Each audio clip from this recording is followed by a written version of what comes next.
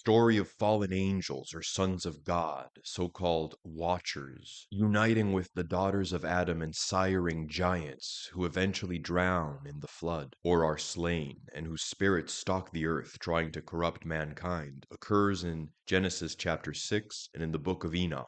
Given how central this is to Jewish and Christian demonology, I wanted to explore the question of whether this narrative is referred to in the Qur'an as well, in Islamic scripture. And we do have the following passage from the second chapter, the cow chapter of the Qur'an, Surah al-Baqarah, verse 102, quote, Solomon disbelieved not, but the devils disbelieved, teaching mankind magic, and that which was revealed to the two angels in Babel, Harut and Marut.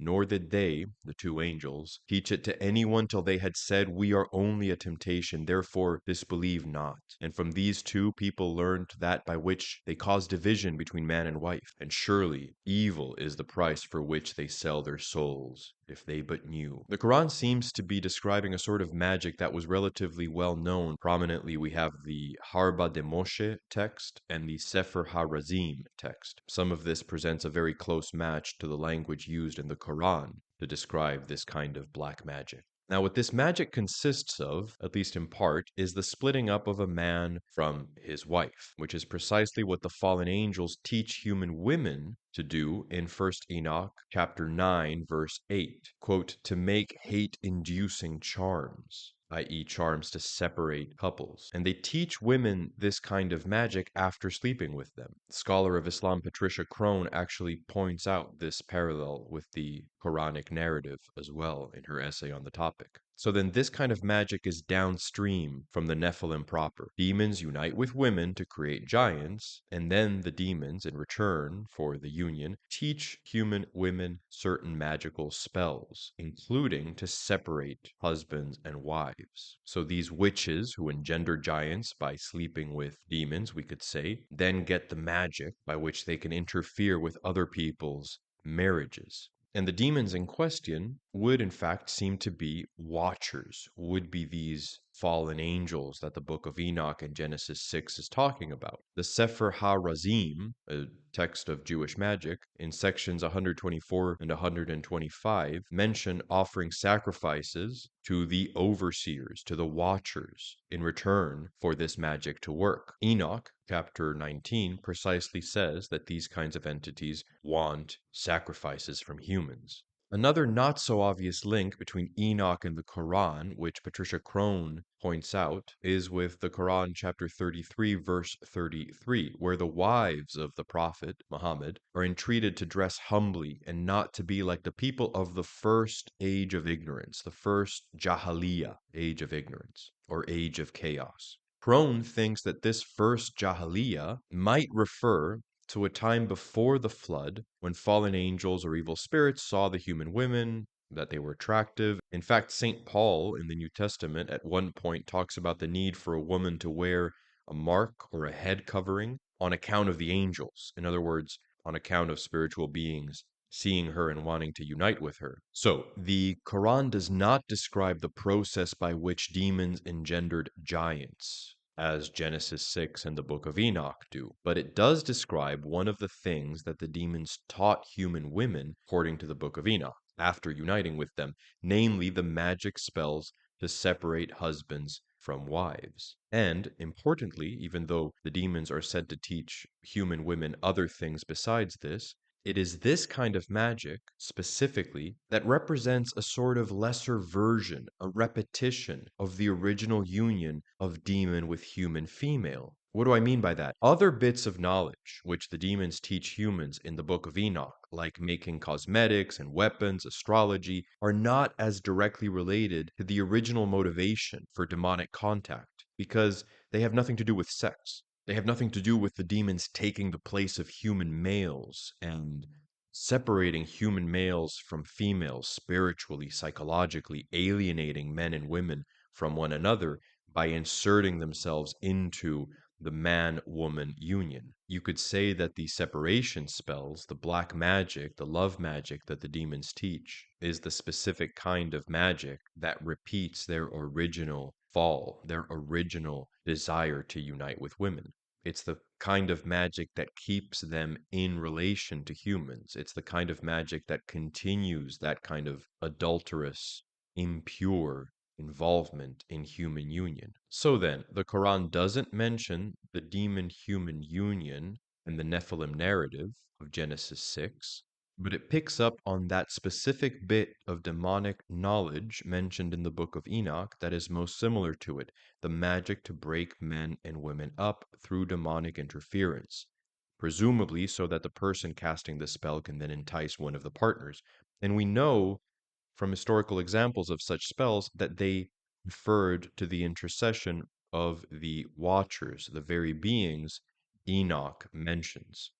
With regards to giants, Quran 26 130, verse 130 of the Poets chapter, says that the people of Ad, a nation who would not listen to the prophet that had been sent to guide them, who was called Hud, were like Jaborin, a word that could be the Arabized version of the Hebrew Giborim, meaning tyrants, mighty men, which is a word Genesis 6:4 precisely uses to describe the Nephilim. Scholar Gabriel Reynolds writes that this may well be a reference to giants in his book The Bible and the Quran. The people of Ad themselves are not being described as giants, but are being compared to giants, it seems. The comparison has to do with hubris, tyranny, and even with the Tower of Babel, for the people of Ad are described as building high structures out of a sense of self-importance, and even challenging the natural order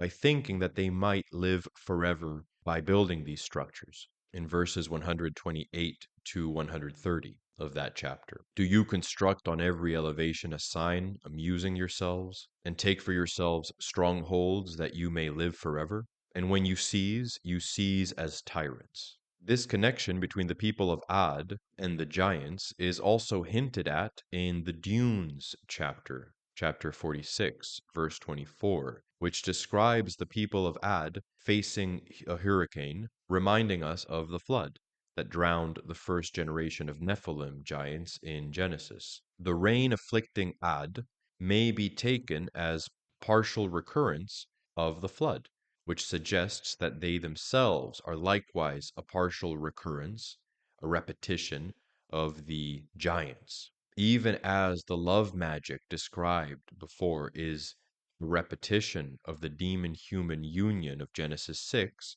the above may refer to a repetition in history of the themes of the Nephilim story, namely hubris not being a description of literal giants. Let's turn to the angels mentioned in the Quran, Harut and Marut. The angels who share magical knowledge as a test, which demons take and spread to humans, are probably an Arabized version of the names of the Persian Zoroastrian angels Arvatat and Ameratat. These have also been identified with the angels mentioned in 2nd Enoch, or the Slavonic Book of Enoch, chapter 33, verse 11, in a passage that does not appear in every version of this text, however. These angels are said to be preservers of the prophet Enoch's records from before the flood, as well as the records of other patriarchs. Quote, on account of your handwritings and the handwritings of your fathers. So I have commanded my angels, Ariuk and Pariuk, whom I have appointed on the earth as their guardians, so that they might preserve them, so that they might not perish in the future flood, which I shall create in your generation. In other words, these are angels that are appointed to preserve Enoch's writings so that they survive the flood.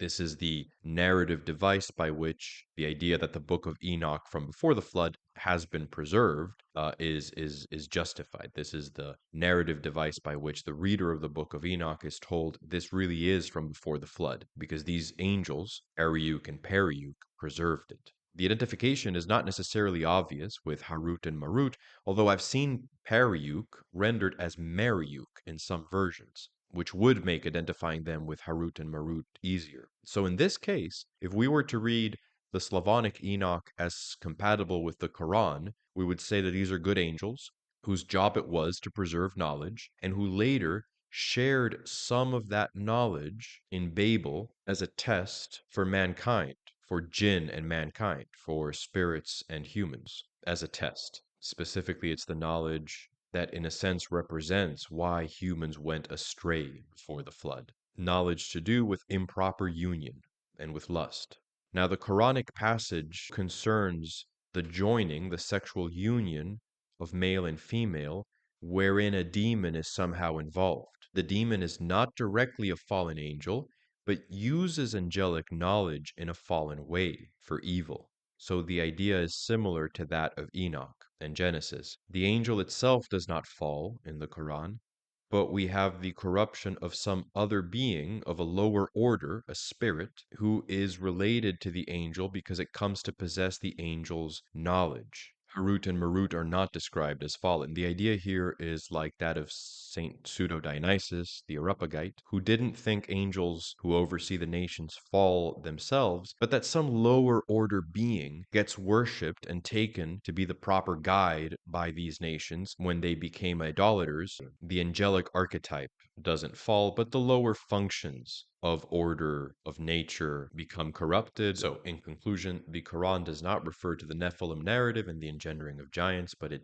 does allude to giants as representatives of tyranny, of building big with a sense of hubris, with a sense of challenging mortality, even pride, arrogance. And it refers to an element of what the fallen angels or demons who united with human women shared with those women in the book of Enoch. An element which particularly serves as an echo for the original union itself, because it has to do with sex, it has to do with improper union, it has to do with the demonic becoming a third party to the union of men and women. Love magic, hate-inducing magic, the magic to separate and to ensnarl, potentially, spouses away from marriage. That's it. This is just a topic I had some thoughts on and wanted to share. Thank you for watching, and subscribe if you'd like to. Until next time.